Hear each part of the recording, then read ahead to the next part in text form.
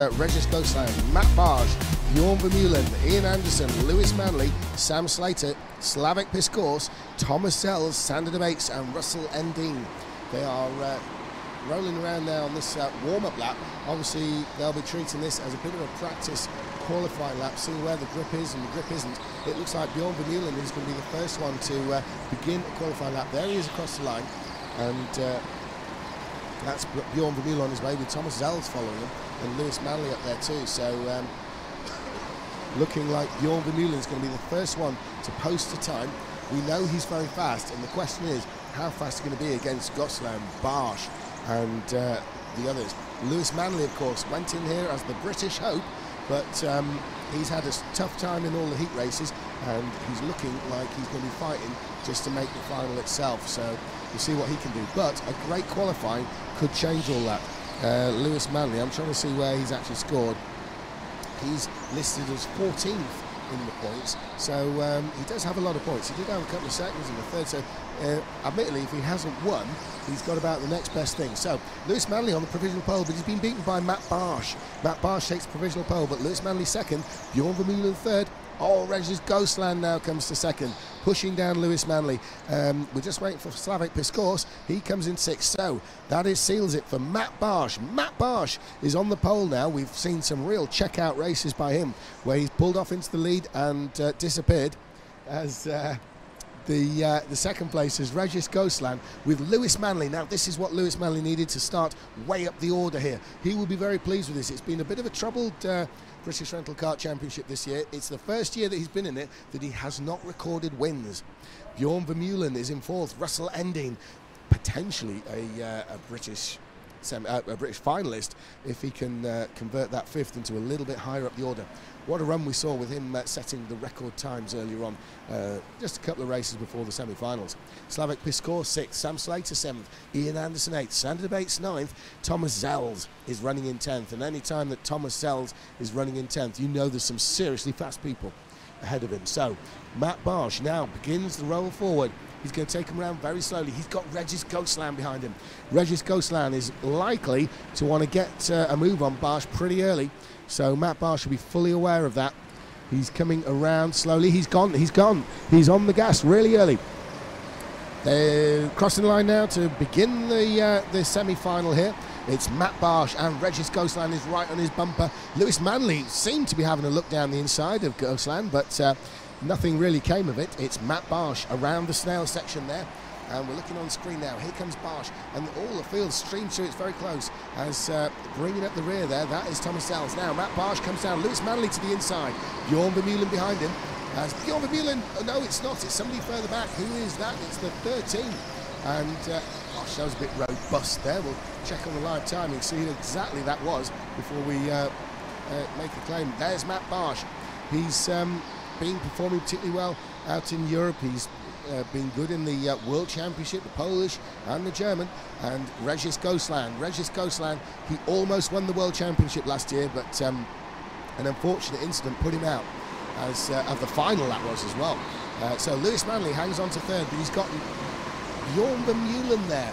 That's the white suit, and behind Vermeulen is Russell Endine, and then Slavik Piskorz. So we're looking at Lewis Manley leading a bit of a train there. There's a bit of a front two breakaway going on as Matt Barge has Regis Gosland really trying to take this from him. There they are, Matt Barge there. We can see the yellow and blue helmet. He's leading the way from Gosland with his visor up a little bit. Regis Gosland clearly not one any missing, leaning outwards in that distinctive Northern European style. And Lewis Manley in the middle of the straight there, always defending. He knows Bjorn Vermeulen is dangerous. He also knows Bjorn Vermeulen is closer to him than he is to Regis Gosland, who is in second place now. So Lewis Manley in third. This might be enough to get in the final. We'll have to see how it shakes out points-wise, as Matt Barge, he's going to be pretty secure in a place in the final if he keeps this first place. So probably is Regis Gosland. They've both scored very well, because Gosland is actually going into this heat two of the semi-finals as second in points. So Gosland's place in the final is pretty secure unless things go horribly wrong. Matt Barge currently fastest and leads the way from Regis Gosland. There's a gap there to Lewis Manley, with Bjorn Vermeulen and Russell Endine trying to work their way ahead of Manley. There's Matt Barsh, there's Regis Ghostland. So Barsh working his way out the corners, both of them leaning outwards, trying to control the grip on the cart to give maximum grip where they need it. If they lean inwards, they're going to cause a lot of understeer, and it's just going to slow them down because they'll turn too much, scrub off more speed. Here's Ghostland down the inside, it's Ghostland. Oh, bit of bumping, but you've got to say that's about as fair as he could have made it. There was no optimism there. He lined him up and set him up and made the move. I'm sure they'll let that one go, but Regis Ghostland, we've got one under the pits. It's Bjorn Vermeulen in the pits, and straight in behind him though, it looks like perhaps Sam Slater will double check on that. No, it's Sander de Baets. Sander may well have pitted a little bit early, because coming through the pit lane that close to Bjorn Vermeulen could have cost him a bit of time. Now someone who's not losing any time at all is Regis Ghostland. He's taken the lead and he's coming around the final couple of turns. We're looking at Matt Barsh and Lewis Manley. Lewis Manley now telling Lewis Manley in the pits. Manley in the pits. This was the British hope going in, and Lewis Manley, his first stop is good. There he is. We're looking at his second stop. This is very important for Manley. He needs to get a top 3 result minimum out of this if he's going to continue, and even then it's not secure. Russell Endine, meantime, has set the fastest lap as he moves into 3rd place.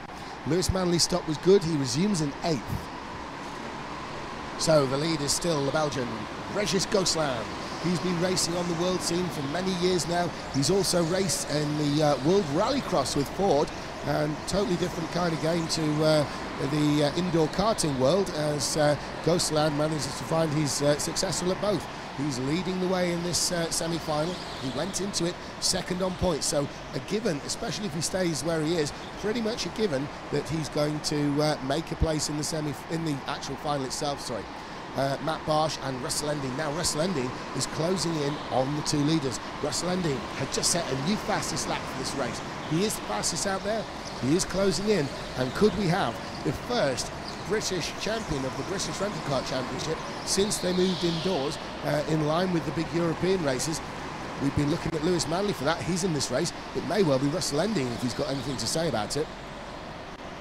Regis Ghostland.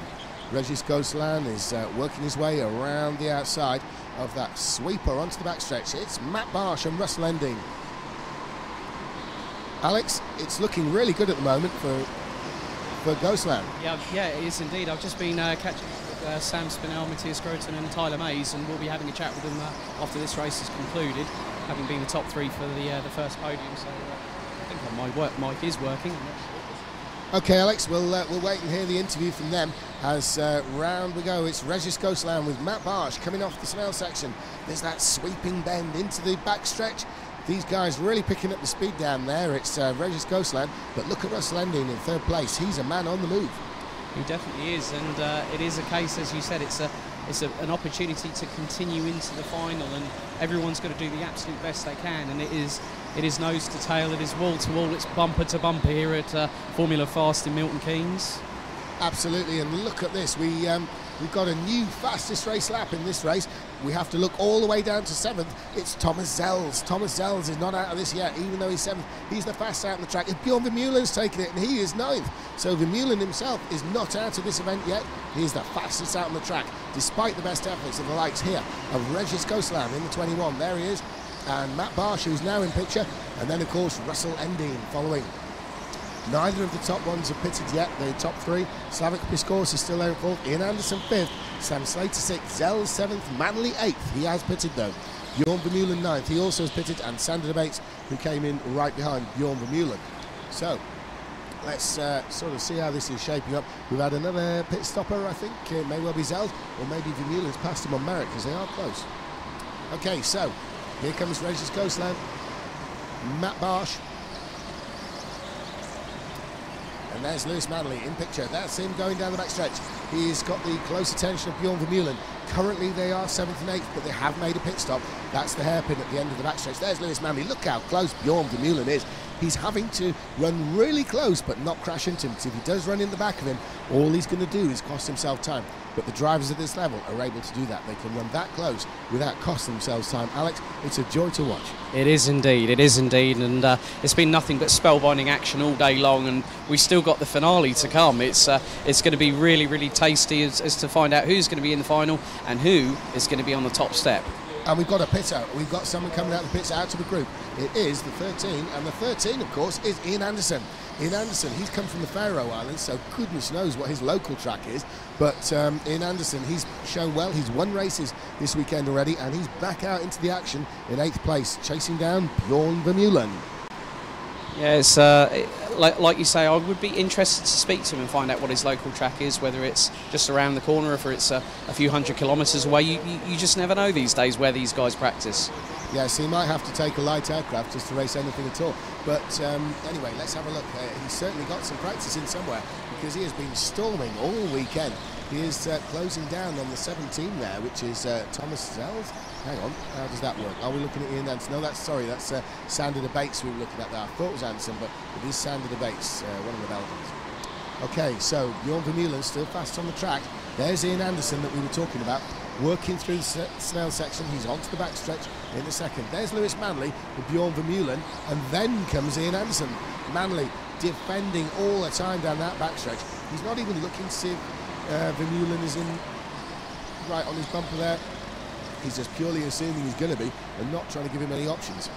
I mean, we've seen Lewis having to defend for his life, and he is literally doing that at the moment from Bjorn Vermeulen, who's literally on his back bumper. And it's great to see that even though the pair are pretty comparable on pace, Vermeulen's actually just over a tenth quicker than Manley, but Manley is having to go defensive, having to keep that position, because we're still waiting for some of the other leaders to actually pit, and that could spice up the order even further, James. Absolutely, they're through the hairpin at the end of the backstretch. It's still Lewis Manley there, leading from Bjorn Vermeulen. This is quite something to watch.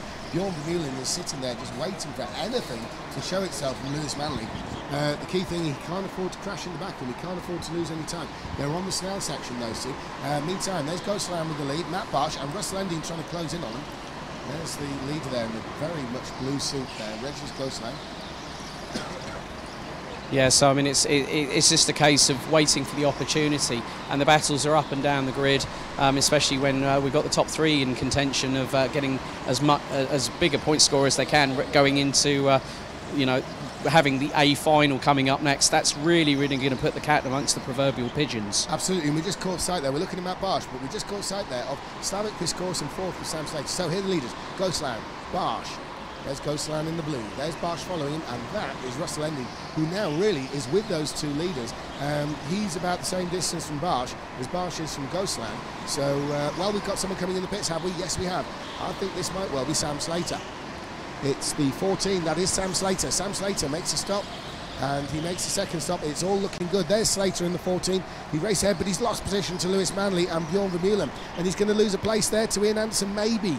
Yes, he does. Anderson had the momentum of having speed on the straight, while it was poor Sam Slater coming out of the pits. Looking there, I think that's Thomas Zels running around. Thomas Zels is in 9th, and he's got Sander de Bates in 10th. There's top line drivers running at the back, because simply everybody in this is an amazing top line driver. And especially when we've whistled it down from 100, and we've got another pitter in there as well. That looks Slavik Piskor's. Oh, so that's really going to spice things up. I mean, that's going to promote Lewis Manley, Bjorn Vermeulen, maybe even Ian Anderson, or does Anderson? Anderson wasn't able to leapfrog him, but I tell you what, Lewis Manley and Bjorn Vermeulen did, and Slavik Piskor's lost place there. There's there's a bit of argy-bargy going around the sort of left-hander side by side. At the far side, it's going to be on the backstretch. It's going to come down to the backstretch here as they come racing down side by side, side by side. It's Slavik Piskor's on the inside. Oh, contact, I believe, with Sam Slater. I think somewhere Slavik Piskor's lost a bit of time there. And he's now fallen back. There's Piskor's. There, I believe, is Slater, and then it'll be Thomas Zels. That is a heck of a fight there with Sander de Bates behind, and Piskor's having to get really racy there, Alex. That's very, very true there, James. I mean, as we say, the man with the plaited beard is one you do not want to get in the way of, and he was trying to muscle his way through there. Wasn't quite successful, because Ian Anderson is now ahead of him out on track, with Bjorn Vermeulen just taking the fastest lap of the race so far. So we're just getting an update at the moment as to what potentially might be happening via race control. So we're seeing some nice battles up and down the field, and we're just waiting to see what happens. So we've got Slavik Piskor's ahead of Sam Slater, Thomas Zels, and it looks like Sander de Bates is actually closing up on the back of that pack. Well, with 7 minutes to go, or just over actually, we've had race control up here. They're actually apologising to Brad Philpott. Brad Philpott finished 10th. That was not an indication of his driving. They found that there was actually a fault with the kart once Philpott finished the race. Of course, once the race underway, Philpott's got two choices. He's got to bring it in and accept the massive loss of time, or just hang out there, and that's what he did. The officials are saying it's not reflective of Philpott's driving. Unfortunately, he did have a failure out the track, and we never say that here at Formula Fast. Their karts never break. There's never problems really, but unfortunately that one has struck Brad Philpott. He is the series organiser. Yeah, a bit very, very unfortunate for Bradley, but you know, at the end of the day, it's only a matter of time before there is a first time for everything, and that happened to Brad Philpott at the time when he really didn't need it. You know, he stuck it out there and kept going, which is, you know, really, really good BRKC spirit as well. Absolutely. Philpott's had his share of great results this weekend. Unfortunately, that semi-final is not going his way. We've got some of the pits. It's Russell Ending. Russell Ending pits out of third place. Now, Russell Ending has got 6.5 minutes to go in this race. He's chosen to pit now. It does feel like ages when you're waiting there. But Lewis Manley and Bjorn Vermeulen have leapfrogged him. So we have a new third place for Lewis Manley. Well, he needed something out of this race, and incredibly, we've seen him actually do better, arguably, in the semi-final than we have in any of the heats so far. Okay, I know he had seconds and thirds, but not against this opposition. No, I mean, the biggest thing is with the semi-finals, it's when people really, really start to bring their A game, and they're holding that little bit back in reserve, and I'm sure that Lewis has been doing that all weekend long. But he is actually being chased down by the fastest man out of the track, Bjorn Vermeulen, who's done a 32.770, and the top five are all running in the 32s. Manley's just done a 32.8. Vermeulen is 2/10 off him, and Russell Ending is a further half a second adrift. Absolutely. If you want to run top five in this second semi-final, you've got to be putting in lap times of 32 seconds, and that's what they're all doing. And funnily enough, the fastest is actually Bjorn Vermeulen, his fourth, but it is Regis Ghostland who continues to lead race. There's Lewis Manley. There's Bjorn Vermeulen on the screen as they're coming round the final turn. Lewis Manley across the start-finish line. Here's the race leader. It's Regis Ghostland. He's coming away from the snarl section there, round the sweeper, and there's Lewis Manley, we just seen on screen. He's in the middle of the snail now. There he is, right in the middle of the track, actually, as they come around the snail onto the sweeper and then onto the backstretch. Here they come. It's Lewis Manley, billed as the British Hope going into this. Well, I suppose we can put that tag back on him a little bit because he's running third in this race. And don't forget, Russell Ending isn't that far away. He's actually closing a little bit on them, bit by bit, eking it out. I mean, but there's only 5 minutes left, James, and we're really going to see who's going to make the decisive move and who's going to roll the dice and hope that it works. Well, the crisis for Russell Ending, we saw him win a race convincingly, but we have seen him have his share of disappointing heats this weekend.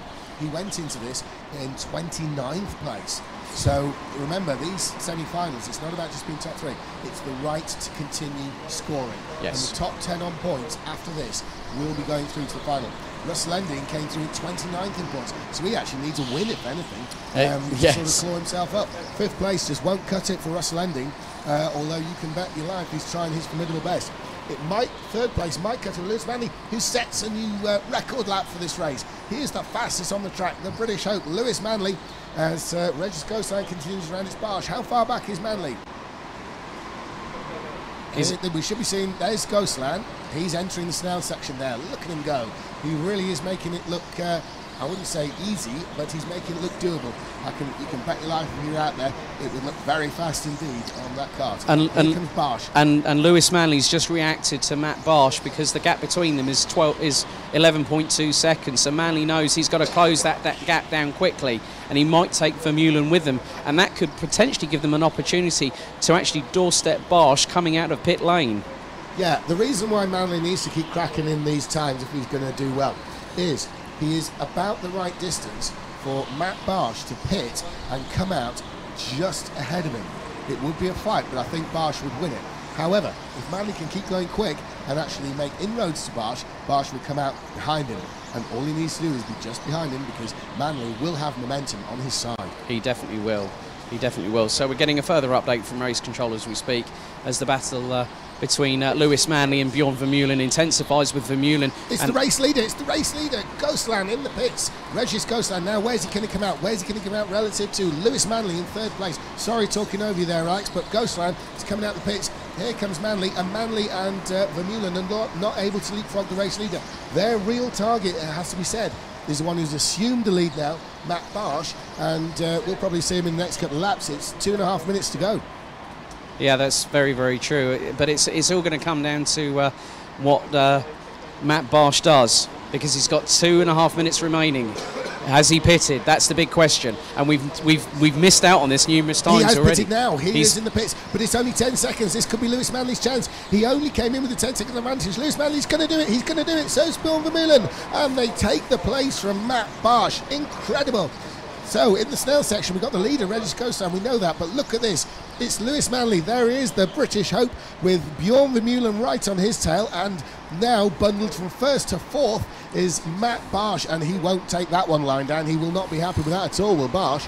No, he won't at all. He was dropped like a penny onto a pin dropping, so you could literally hear it happening at every single angle. And I know that Barsh, with the performances that he's put in today, will want to catch them, as Vermeulen is still pressurising Manley right on his back bumper.